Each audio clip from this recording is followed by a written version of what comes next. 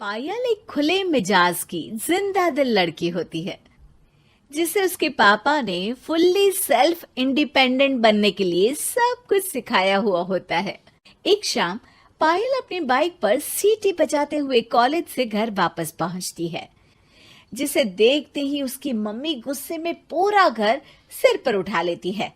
आ गई महारानी, बहुत बोलते थे मैं अपनी बेटी को सब कुछ सिखाकर दुनिया में मजबूती से खड़े रहना सिखाऊंगा, साथ में बेटी को लफंडर बनना भी सिखा दिया, ये नहीं बताया। क्या हुआ? आज ये कुकर इतनी सीटियां क्यों मार रहा है? सीटी? सारी फसाद की जड़ तेरी वो बाइक और सीटी है, उन्हीं से लड़के छेड़ती है ना तू। हाँ, ये तो गलत है, मुझे बताए बिना ही लड़का छेड़ दिया।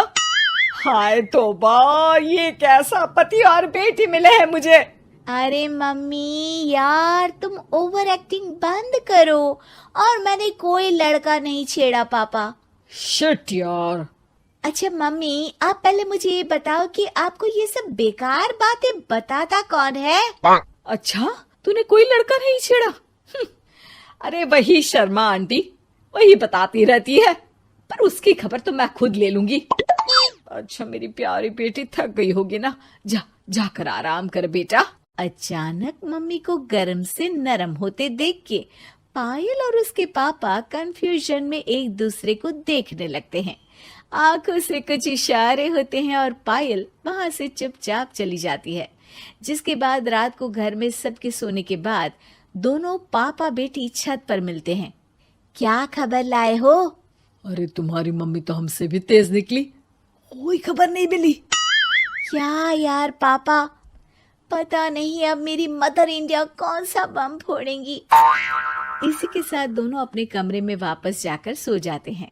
अगली सुबह पायल जैसे ही कॉलेज जाने के लिए तैयार होकर कमरे से बाहर निकलती है तो उसकी मम्मी उसे लड़के वालों के सामने ले जाकर खड़ा कर देती है। जी, ये है मेरी बेटी पायल, थोड़ी चंचल है लेकिन बहुत नेक दिल और होशियार है। देखते ही देखते कुछ घंटों में पायल और शुभम का रिश्ता पक्का हो जाता है, जिसके कुछ दिनों बाद पायल शादी कर अपने ससुराल पहुंच जाती है। सोचा था मम्मी कोई बम फोड़ेंगी, पर उन्होंने तो सीधा मुझे उम्र कैद की सजा ही दे दी।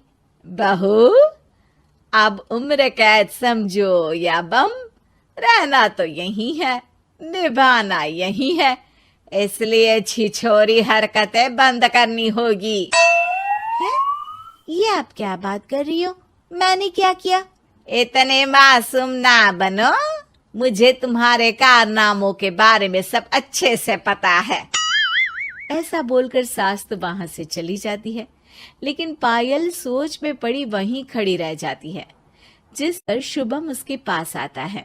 तुम मम्मी की बात का बुरा मत मानना, वो पड़ोस वाली आंटी ने उन्हें तुम्हारी बाइक चलाना, सीटियां बजाते हुए घूमना, बेधड़क सबसे बात करना वगैरह जैसी कुछ बातें बता दी है, जिसे सुनकर उन्हें गुस्सा आ गया है। पर फिक्र मत करना, धीरे धीरे साथ रहने से वो भी ठीक हो जाएंगी।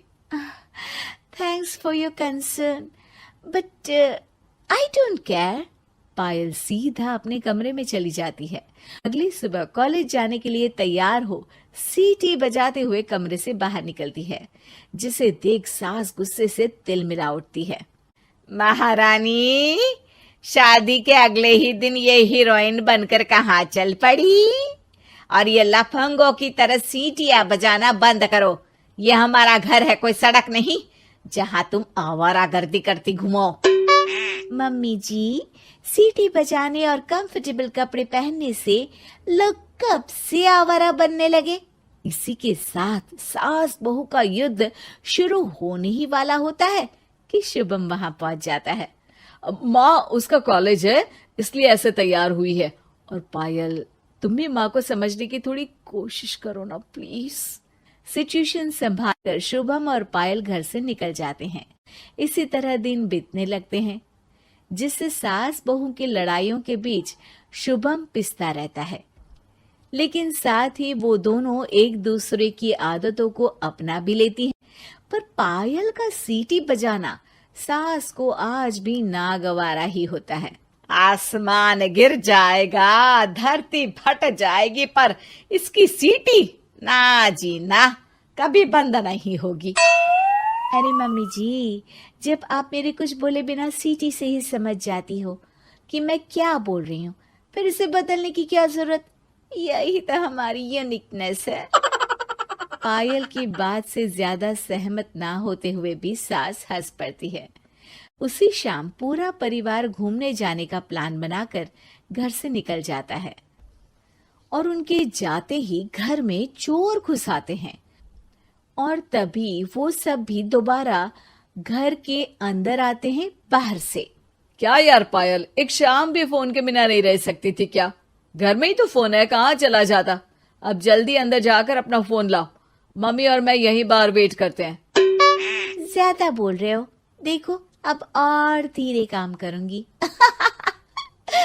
ऐसा बोलकर पायल घर के अंदर जाती है और बहुत देर तक बाहर निकल कर नहीं आती। अरे ये तो सच में जानबूझकर लेट करने लगी। चल कर देखते हैं ना।